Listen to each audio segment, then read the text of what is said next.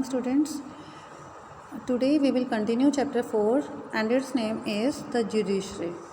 In previous video we have discussed about Indian judiciary, structure of Indian judiciary and role of judiciary. Today we will continue this chapter by starting the topic jurisdiction of the courts. The courts need to function within the limits set by the constitution. जो courts बनी होती है, मैंने आपको बताया था कि जो जुडिशरी है वो डायरेक्टली कोर्ट से रिलेटेड होती है। तो कोर्ट को जो काम करना पड़ता है वो उन लिमिट्स में रहकर करना पड़ता है जो कॉन्स्टिट्यूशन ने उनके लिए डिसाइड की हैं। The powers are the courts to pass judgments and enforce law within its sphere is known as jurisdiction. Court को जो पावर मिली होती है जजमेंट पास करने के लिए या कोई भी कानून बनाने के लिए, लॉ को इन्फोर्स करने के लिए, इफ़ेक्ट में लाने के लिए, उसे हम कहते हैं jurisdiction. You have to learn this define of jurisdiction. The courts exercise different types of jurisdictions. There are different types of jurisdiction. First is original jurisdiction, second is appellate jurisdiction, third advisory jurisdiction, fourth supervisory jurisdiction. We are repeating this: original jurisdiction, appellate jurisdiction, advisory jurisdiction and supervisory jurisdiction. Now we will explain it. Original jurisdiction: in cases which can be heard for the first time in that court only. जो case court में first time आए हैं, this jurisdiction applies to the court where the cases originates. मतलब जहाँ से case start होता है तो ये jurisdiction वहाँ पर अप्लाई होता है जहाँ पर अभी केस शुरू ही हुआ है। Appellate jurisdiction when it hears an appeal against a case which has already been tried by a lower court. जो लोअर कोर्ट में केस पहले आ चुका है और उसके खिलाफ कोई अपील की जाती है, वो कहाँ पर सुनी जाती है? एपलेट ज्यूरिसडिक्शन में। सबसे पहले जो केस दायर हुआ वो कहाँ पर हुआ? ओरिजिनल ज्यूरिसडिक्शन में और लोअर कोर्ट में। सेकेंड है एपलेट ज्यूरिसडिक्शन में, जहाँ पर उस केस के अगेंस्ट अपील सुनी जाएगी। Third advisory jurisdiction when it gives advice on matters relating to the constitution. जब ये उन मैटर्स में जो कि कॉन्स्टिट्यूशन से रिलेटेड हैं, उससे उन मैटर्स में, उन चीज़ों में, उन बातों में एडवाइस करती है, तो वो क्या है? Advisory jurisdiction. Supervisory jurisdiction when it supervises the functioning of the lower courts. जब ये लोअर कोर्ट्स ने जो काम किया है, जो फंक्शन किया है, क्या काम किया है, उसको सुपरवाइज करने का काम कौन करता है? Supervisory jurisdiction. So we have discussed 4 jurisdiction: original, appellate, advisory and supervisory. A court acts as a court of record when it maintains record of the court proceedings. एक कोर्ट रिकॉर्ड की court की तरह कैसे काम करती है? Court of record की तरह कैसे काम करती है? जब वो सारा रिकॉर्ड मेंटेन करके रखती है, जितनी भी कोर्ट में प्रोसीडिंग्स हुई हैं, जो डिसीजंस लिए गए हैं लोअर कोर्ट्स में, लोअर कोर्ट्स के बेनिफिट के लिए, वो सारे डिसीजन को रिकॉर्ड कर रही है। तो इसे क्या बोलेंगे हम? Court of record. Now types of cases. Cases कितने तरह के हो सकते हैं? There are 2 types of cases. First is civil and second is criminal. Civil cases कौन से होते हैं? सिविल का मतलब है जो पब्लिक से रिलेटेड है। आम केसेस जो होते हैं relate to the disputes over money, property, social matters like inheritance and marriage disputes. वो झगड़े जो कि पैसे से रिलेटेड हैं या किसी प्रॉपर्टी से रिलेटेड हैं, जैसे परिवारों में हो जाती है। जैसे बड़े की कोई प्रॉपर्टी है, मान लो तुम्हारे ग्रैंडफादर की प्रॉपर्टी है, उसके पीछे उनके जो बच्चे हैं वो लड़ना शुरू कर देते हैं, या पैसे को लेकर लड़ाई हो जाती है। सोशल मैटर जैसे मैरिज को लेकर डिस्प्यूट हो जाते हैं, झगड़े हो जाते हैं आपस में हस्बैंड वाइफ के बीच में, तो ये क्या है? Civil cases. और sentences awarded in civil cases include payment for damages to the property concern.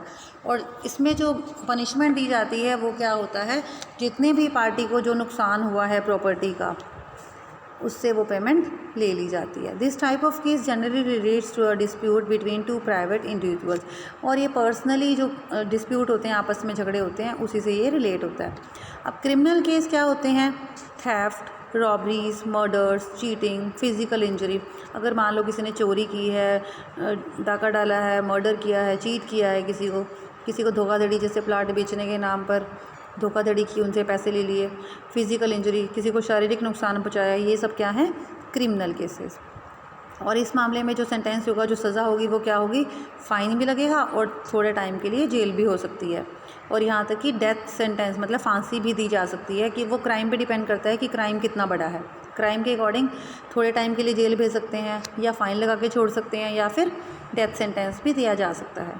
In criminal cases, the state itself is the complainant because a crime is seen as an offense against the society at large. और जो criminal case होते हैं, जो इसमें complaint करने वाला होता है, वो कौन होता है? स्टेट। वो खुद स्टेट होती है जहाँ पर क्राइम हुआ है, क्योंकि ये पूरी सोसाइटी को अफेक्ट करता है, इंडिविजुअल को अफेक्ट नहीं करता। जो सिविल केसेस होते हैं वो इंडिविजुअल्स के बीच में होते हैं, और जो क्रिमिनल केसेस होते हैं पूरी सोसाइटी को अफेक्ट करते हैं। और इसका जो कंप्लेनेंट होता है वो स्टेट होती है, और सिविल केसेस का जो कंप्लेनेंट होता है वो कोई इंडिविजुअल ही होता है। Now supreme court. Supreme court सबसे पहले हम ये देखेंगे कि कहाँ पर है। It is located in new Delhi. The supreme court is the top most court of the Indian judiciary. Indian judiciary में जो सबसे बड़ी कोर्ट है, सबसे ऊपर लेवल पर, वो है supreme court. It redresses both civil and criminal cases as well as those relating to the interpretation of the constitution. ये सारी तरह के केस को कंसीडर करती है, चाहे वो सिविल केसेस हों, चाहे क्रिमिनल केस हों, या फिर कोई केस ऐसा हो जो कॉन्स्टिट्यूशन से रिलेटेड हो। तो ये सारे केसेस सुप्रीम कोर्ट में डिस्कस किए जाते हैं because it is the top most court of the Indian judiciary. Composition. Supreme court बनती कैसे है? द सुप्रीम कोर्ट, इसमें क्या क्या कंसिस्ट करती है ये? The supreme court consist of a chief justice who heads the proceeding of the court. Supreme court में एक चीफ जस्टिस होता है जो मेन ऑफिसर है, जो कि सारी कोर्ट के प्रोसीडिंग्स को, सारे काम को देखता है, उसका हेड होता है। देयर आर 25 अदर जजेस हु वर्क विद हिम, और उसके साथ कितने जजेस होते हैं? 25। Chief justice is appointed by the president of India. इसको अपॉइंट कौन करता है? प्रेसिडेंट। हमने पहले भी ये पिछले चैप्टर में डिस्कस किया था कि जो प्रेसिडेंट है वो बहुत सारी अपॉइंटमेंट्स करता है। For example governor, prime minister, council of ministers and chief justice, chief election commissioner, ये सारे की अपॉइंटमेंट्स कौन करता है? प्रेसिडेंट। अदर जजेस of the supreme court are also appointed by the president. Supreme court में और बाकी के जो जजेस होते हैं, जो 25 जजेस की हमने बात की, उसकी भी जो अपॉइंटमेंट है वो कौन करता है? प्रेसिडेंट। किसके साथ कंसल्ट करके? चीफ जस्टिस के साथ कंसल्ट करके वो उनकी अपॉइंटमेंट करता है। Now qualification. What should be the qualification for the supreme court member to be eligible to be a जज of supreme court? Supreme court का जज बनने के लिए क्या क्या क्वालिफिकेशन चाहिए? Firstly he must be a citizen of India. India का सिटीज़न होना चाहिए, हमने हर एक में पढ़ी है क्वालिफिकेशन। सबसे पहले तो वो इंडिया की सिटीज़नशिप उसके पास होनी चाहिए। High court advocate for at least 10 years और हाई कोर्ट जज फॉर एटलीस्ट 5 ईयर्स। उसने हाई कोर्ट में कम से कम 10 साल का उसका एक्सपीरियंस होना चाहिए एज एन एडवोकेट। अगर उसने जज की तरह भी हाई कोर्ट में काम किया है तो 5 ईयर का एक्सपीरियंस काफ़ी है। A distinguished jurist in the president's opinion, और वो लॉ में पूरा एक्सपर्ट होना चाहिए। उसको सारे कानून की, सारे जो नियम हैं, उसकी जो धाराएं हैं, सेक्शंस हैं, उनके बारे में पूरी नॉलेज होनी चाहिए। ये थी सुप्रीम कोर्ट के जज की क्वालिफिकेशन। सबसे पहले सिटीज़न होना चाहिए इंडिया का। सेकेंड नंबर पे उसके पास एक्सपीरियंस होना चाहिए हाई कोर्ट जज का 5 ईयर्स का, या अगर हाई कोर्ट एडवोकेट है तो 10 ईयर्स का। और उसको लॉ की पूरी नॉलेज होनी चाहिए, सारे सेक्शंस का उसे पता होना चाहिए। Now tenure and removal. कितने टाइम के लिए उसे अपॉइंट किया जाता है जज को? Once a person is appointed as a जज ऑफ द सुप्रीम कोर्ट। अगर कोई पर्सन एक बार सुप्रीम कोर्ट का जज बन गया तो वो पूरे ऑफिस में जब तक कि उसकी एज 65 ईयर्स तक नहीं हो जाती तब तक वो वहाँ पर बना रहेगा। रिमूवल कैसे किया जा सकता है सुप्रीम कोर्ट के जज का? उसको हटाना बिल्कुल आसान नहीं है। He can be removed only by the president on grounds of proven misbehaviour और इनकैपेसिटी। उसको केवल प्रेसिडेंट ही हटा सकता है। और वो कैसे हटा सकता है? अगर उसने ये प्रूफ हो जाता है कि उसने मिसबिहेव किया है, या फिर अब वो जजमेंट लेने के काबिल नहीं है, इनकैपेसिटी है, तो ही उसको प्रेसिडेंट हटा सकता है। The process of removal of a जज इज़ थ्रू इम्पीचमेंट। ये हमने प्रेसिडेंट के बारे में भी किया था कि प्रेसिडेंट को रिमूव भी इसी प्रोसेस के थ्रू किया जाता है, इम्पीचमेंट प्रोसेस के through. In this process each house of the parliament passes a resolution. इसमें क्या होता है इम्पीचमेंट में कि जो हर एक हाउस है, लोकसभा है, राज्यसभा है, पार्लियामेंट के 2 हाउसेस हैं, वो एक रेजोल्यूशन एक प्रस्ताव पास करते हैं कि जिसमें मेंबरशिप के वोट्स लिए जाते हैं उस हाउस के, जिसमें मेजॉरिटी जिस पार्टी की होती है, अगर मेजॉरिटी 2/3 मेंबर से ज़्यादा की है, प्रेजेंट है, वोटिंग करवाते हैं, तो उसको इम्पीचमेंट प्रोसेस के थ्रू हटा सकते हैं। Powers of supreme court. Supreme court की पावर्स क्या होती हैं? Under original jurisdiction the supreme court is mainly concern with disputes arising between. Original jurisdiction मैंने आपको बताया कि जो सबसे पहले केस दायर होता है वो ओरिजिनल ज्यूरिसडिक्शन होता है। उसमें कौन कौन से केस हो सकते हैं? यूनियन एंड 1 और मोर स्टेट्स। जो डिस्प्यूट यूनियन के बीच में, यूनियन गवर्नमेंट और स्टेट गवर्नमेंट के बीच में, यूनियन के बीच में हुआ है, या वन या ज़्यादा स्टेट्स के बीच में हुआ है, वो केसेस आएंगे। Union and any state, union और किसी स्टेट के बीच में हुआ है, और वन और more states on the other side, अगर एक स्टेट एक साइड है और बाकी स्टेट्स दूसरी साइड हैं, ये झगड़े भी उसमें शामिल किए जाते हैं। टू और मोर स्टेट्स, दो या दो से ज़्यादा स्टेट्स के बीच में हुआ है कोई डिस्प्यूट, तो वो भी इसमें ओरिजिनल ज्यूरिसडिक्शन में इंक्लूड होते हैं। अब सुप्रीम कोर्ट की एपेलेट ज्यूरिसडिक्शन में कौन कौन से केसेस आते हैं? Cases involving interpretation of the constitution, अगर कॉन्स्टिट्यूशन को किसी ने इंटरप्रेट किया है, उसके खिलाफ आवाज़ उठाई है, उससे related cases. Cases sent by the high courts, जो केस हाई कोर्ट्स ने भेजे हैं उससे related cases. Criminal cases in which a high court changes the decision of a lower court and gives a death sentence, ऐसे criminal case जिसमें high court ने lower court के decision को change कर दिया है और डेथ सेंटेंस मतलब फांसी की सज़ा दी है, वो वाले केस भी इसमें आते हैं। जिनकी पहले सुनवाई हो चुकी है वो सारे केस इसमें आएंगे एपेलेट ज्यूरिसडिक्शन में। During the review of its on earlier decisions, कि अगर पहले इस कोर्ट ने डिसीजन लिया था और दोबारा से रिव्यू करना चाहती है तो भी इसमें किस में आएगा? एपेलेट ज्यूरिसडिक्शन में। नाउ एडवाइजरी ज्यूरिसडिक्शन में कौन कौन से टॉपिक्स आते हैं? When the president seeks advice on constitutional issues, supreme court कब एडवाइस करता है? जबकि प्रेसिडेंट कॉन्स्टिट्यूशन इशू पर देखता है कि एडवाइस की ज़रूरत है।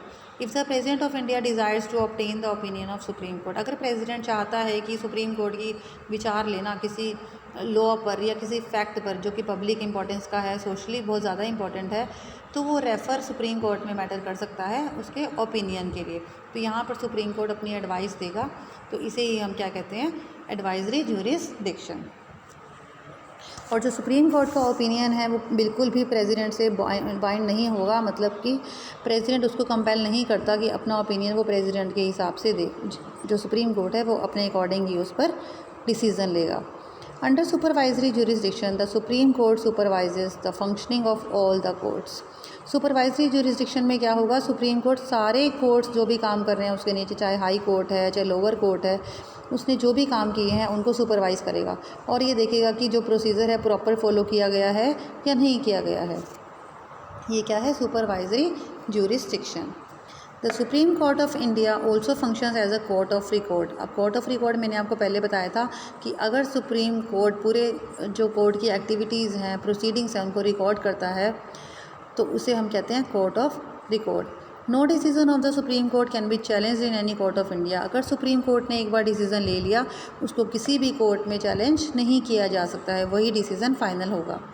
The decisions of the supreme court are binding on all courts in India. और सुप्रीम कोर्ट के लिए हुए डिसीजंस को हर कोर्ट के लिए मानना ज़रूरी है, उसके बाद कोई भी सोल्यूशन नहीं निकाला जा सकता है। We will discuss the next topic of High Court in next video. Thank you. You have to read this chapter till powers of Supreme Court. Thank you.